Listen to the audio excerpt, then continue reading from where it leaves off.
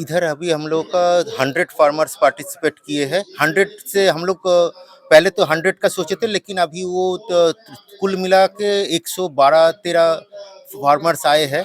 तो अभी हम लोग क्या कर रहे हैं कि उसमें सभी को तो सॉइल हेल्थ कैसे हम लोग इम्प्रूव कर सके, उसके ऊपर हम लोग ट्रेनिंग दे रहे हैं। और उसमें हम लोग पहले से ही सभी का सॉइल सैंपल कलेक्ट करके रखे थे, और उसमें हम लोग सभी का सॉइल एनालिसिस करके एक सॉइल हेल्थ कार्ड बनाए। उसमें आसाम गवर्नमेंट का के साथ कोलैबोरेट करके हम लोग एक सॉइल हेल्थ कार्ड बनाए।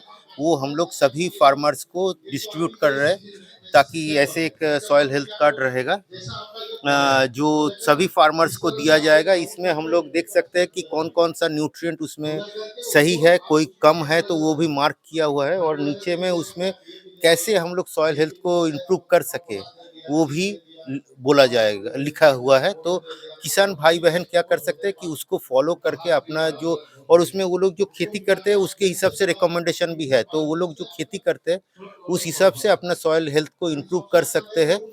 और इसमें हम लोग प्रमोट कर रहे हैं कि जो लोग भी सिर्फ राइस कल्टीवेट करते हैं, राइस फैलो था, उसमें फैलो सीजन में भी वो लोग अपना और एक फसल उगा सके, उसके लिए हम लोग उन लोगों को प्रमोट कर रहे हैं, ताकि वो लोग सॉइल को और भी अच्छा बना सके, ताकि दूसरे क्रॉप भी ग्रो कर पाएंगे। जैसे यहाँ का सॉइल में मैक्सिमम जैसे तो यहाँ पे जो है कि जो हम लोग एनालिसिस करके अभी 100 सॉइल सैंपल एनालिसिस करके जो हम लोग को दिखाई दे रहा है कि मोस्टली जो यहाँ का सॉइल में पोटाशियम का कमी है और बोरॉन का कमी दिखाई दे रहा है।